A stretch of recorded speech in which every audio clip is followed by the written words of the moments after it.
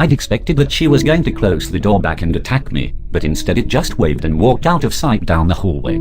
I considered running out screaming, but I worried it might provoke the thing inside the young deputy, so instead I kept my back against the far wall of the interrogation room and called Deputy Ellison on my phone. I told him what had happened in a brief whisper and he said he was on his way.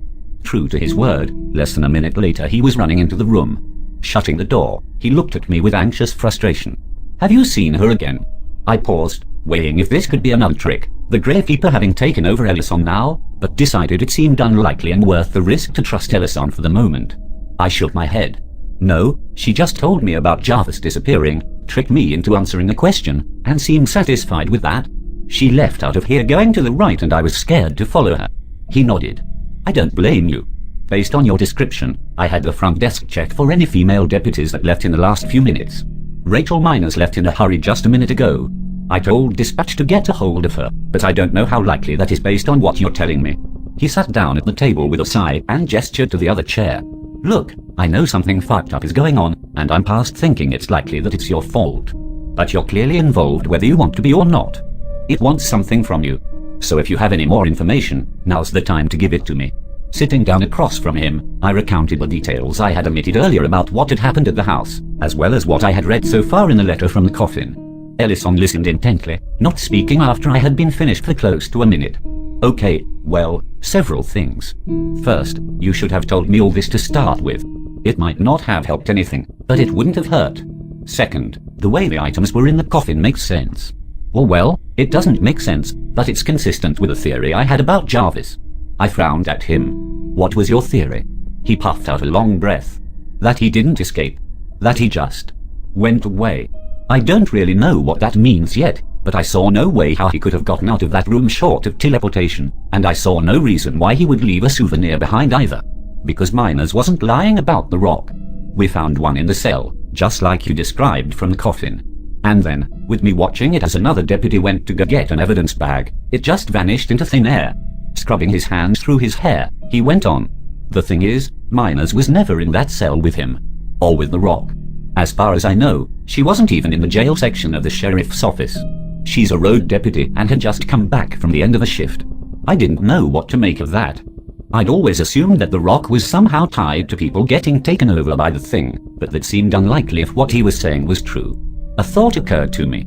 Was she at one of the workers' houses when you were dealing with them? Maybe she got infected there somehow. Ellison shook his head.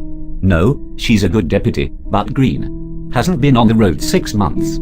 She was one of the few we kept out on normal patrol while we were dealing with all this other. He tapped the bag containing the letter. You say there's more you haven't read. Yes, I got interrupted by Jarvis at the hospital. I shuddered involuntarily at the memory and tried to push it away. We should finish it and see if it gives us any ideas. Glancing at his cell phone, he pushed the bag to me. Go ahead. Just read it out loud.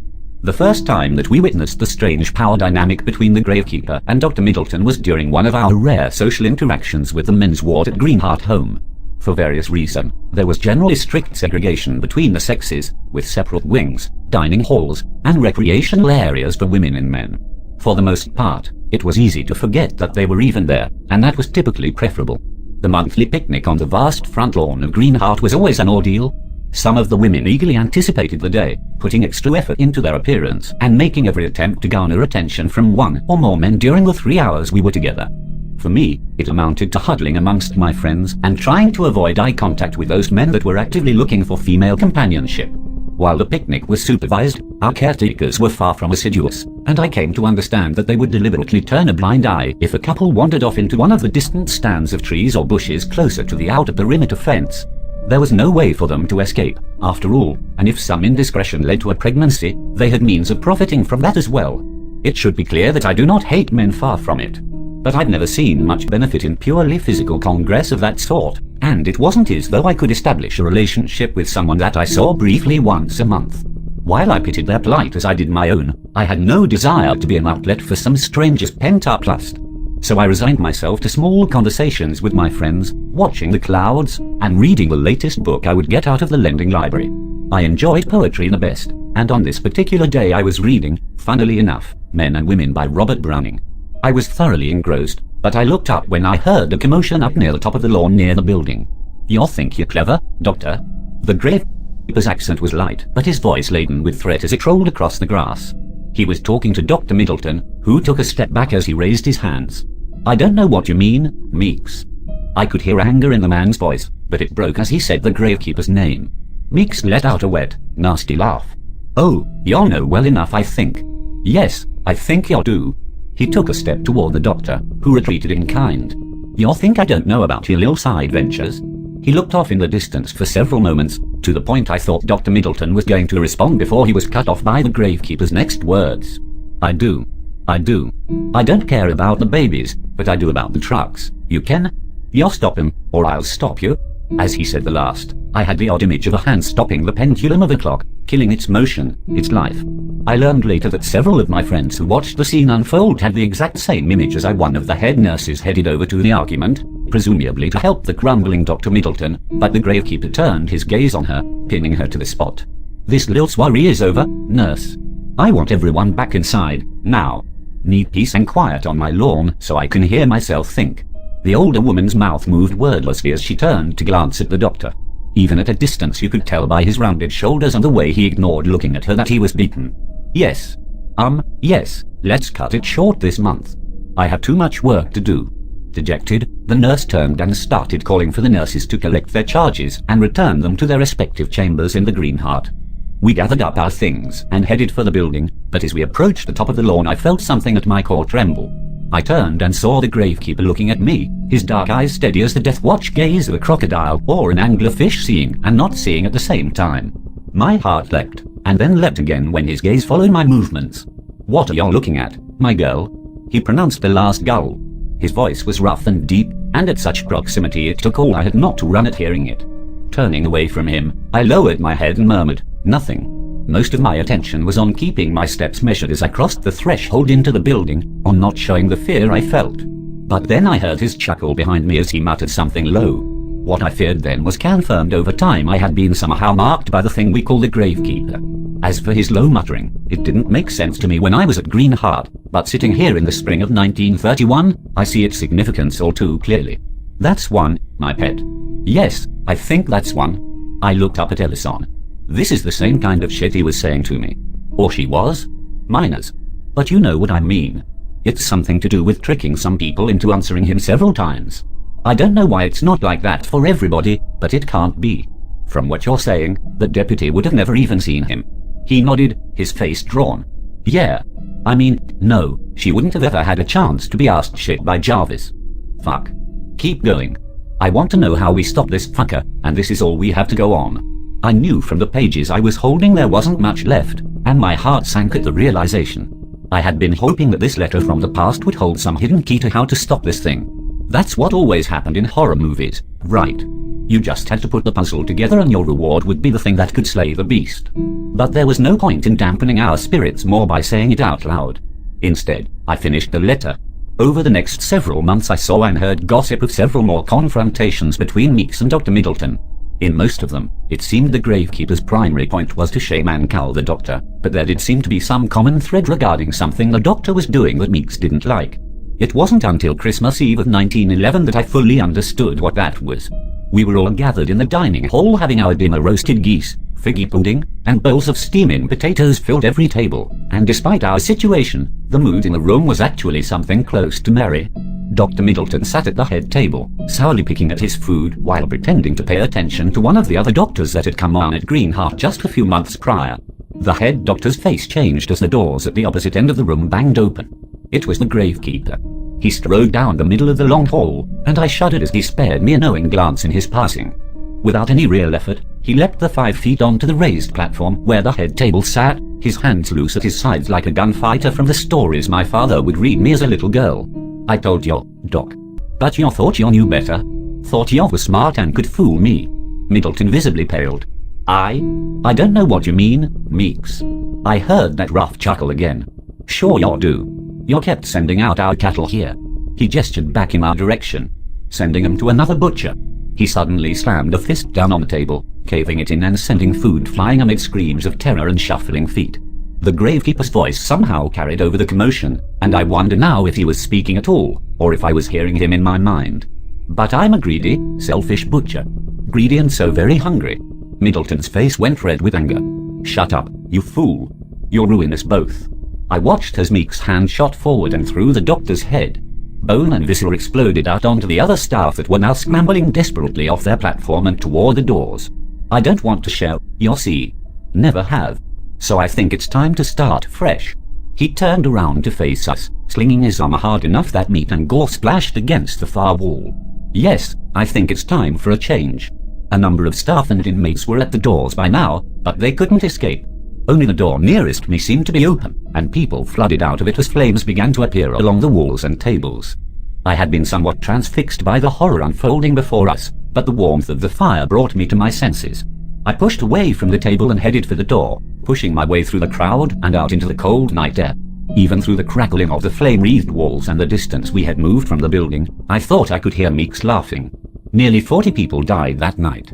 By the next morning I was on a train headed back here to my family. My trip was uneventful, and my return home was unceremonious. There was no discussion of Greenheart home or my unwilling confinement there. Life had moved on without me, and carrying the perspective I had gained at Greenheart home, I found myself grateful for being removed from it. I missed my friends terribly, but never saw or heard from them again. I was told in blunt terms by my mother that I was welcome to stay as long as I behaved, but if there were any further problems, or if I attempted to leave my family's tender care, they would see me put in a state hospital that would make Greenheart seem like a paradise. The certain reality of that threat terrified me, and to my shame, kept me a largely silent and docile prisoner over these years. I quickly divorced myself from all but mandatory family functions, staying mainly in my room or the library at times when I knew others weren't apt to be around. I was like a ghost haunting my own home, and that separation was a comfort. I lost myself in books and writing poetry, and occasionally talking to a distant aunt on our new telephone. She had no ability to help my predicament, but she was a kind voice in the dark nonetheless, and while I was initially put off by the alien means of communication, I soon came to look forward to her calls once every week or two. The last of my calls with my aunt was strange from the beginning. She seemed uninterested in what I was saying, and her manner of speech seemed somewhat abnormal. I was wondering if she was sick or preoccupied by some trouble when I realized she was asking me a question. "Would you like me to come and visit you, Emily?" My chest flared with happiness. I had wanted to ask her for months, but was afraid that the suggestion might have the opposite effect of pushing her away. Trying to not sound overeager, I paused before breathlessly answering yes. There was a strange smacking sound on the other end of the line. "Ah, there we are. That's two, my girl. Don't you worry. I'll be visiting you real soon to get the last one." I had dropped the phone with a clatter and ran from the house, but to no avail. I was caught, I was locked in, and I was just watched closer afterward, my family apparently having warmed to the idea of acting as my wardens and preferring it to the embarrassment of public institutions. It was in this trap that I stayed, waiting for him to come, waiting for it to come, for how could such a thing be human? I heard some days after my last phone call that my aunt had taken her own life, but I knew the lie of it. That thing had murdered her and was coming for me next. Except it never came. Years passed, and as time dulled the edge of my fear and trepidations, the banality of my existence made me almost pine for something as strange as whatever the gravekeeper might be. Of course, that was a foolish wish, but it was one that was soon granted. It was my mother this time, asking if I wanted any lunch, and as soon as I answered I felt the change come over me. It felt as though someone had set fire to my brain. I stumbled back from the threshold of my room and collapsed against my bed, sliding to the floor as the world receded to black. When I awoke, I knew I was ruined. Tainted. I could feel him nesting in my mind, in my soul. He didn't take control often, but I could feel him sending out tendrils as he probed my thoughts and feelings. I began to have dark and perverse thoughts, as well as the recurring image of a face that was both Meek's and not Meek's, its mouth a red slash full of broken knives cutting and recutting the long, purplish tongue that lolled out of its mouth, wet and hungry. I could feel that mouth in my mind, consuming me bit by bit, replacing me with something else. I could feel the dark tongue roving and questing, burning everything with its acid touch. I could feel it licking the inner chambers of my heart. My mother is dead now, and they've decided I'm to blame. The past 2 weeks have convinced them that I'm evil, possibly possessed. As I don't remember spans of that time, and given what I know, who am I to argue? They mean to bury me. Bury me and leave this house forever, though whether that last idea is truly theirs or the bank's, that's another matter. I wish I had it in me to fight them, but I'm too tired. And considering what lives inside me now, perhaps it's the best thing. I always wrote such happy poems.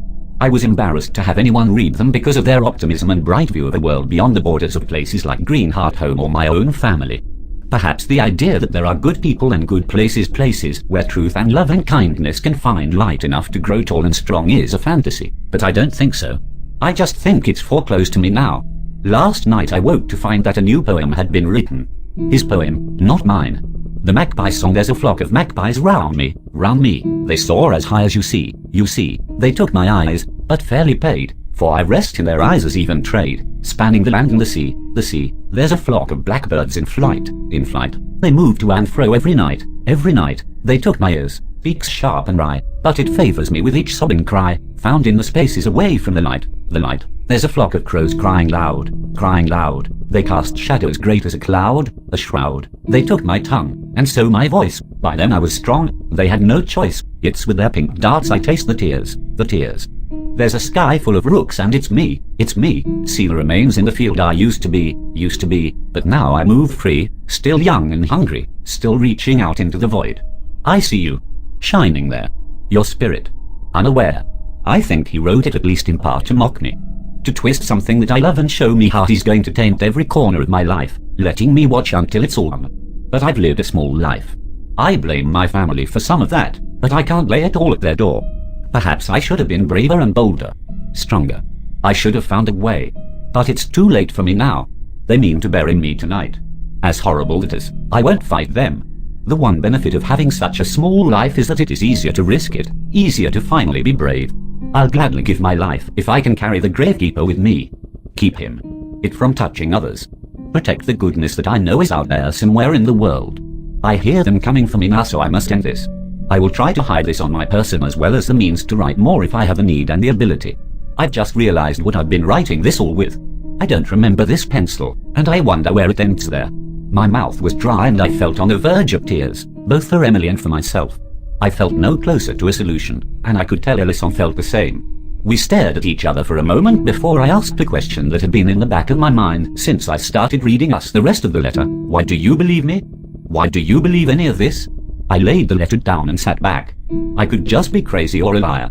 I could have faked this letter, be giving these people bath salts or something. So why are you so willing to believe that the gravekeeper is real?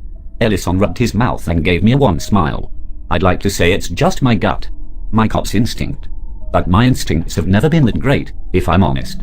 The real reason is because this isn't the first time I've ever seen a monster. I raised an eyebrow and he went on. Not this thing. Nothing like this thing, whatever it is. But there was a time when my brother got taken by someone. Something. I was a teenager at the time, and I was stupid. Thought I'd track him down, hunt down whoever took him. Wound up, I was the one being hunted. I got drugged to the place where it had my brother. Turns out I hadn't been too far off, but I was too late. He was torn apart. I saw tears welling in his eyes as he looked away to the wall. Suddenly this man was there. He killed the thing and saved me. I leaned forward, my eyes wide. How did he kill it? Maybe that'll help us. He laughed softly. You'll think I'm lying, but he killed it with a crowbar and an electric drill. When he was done, it was just gone. Disappeared. Before today, it was the most bizarre thing I'd ever seen, and it's still a close second. I went to ask something else, but my phone rang. It was Sandra, and she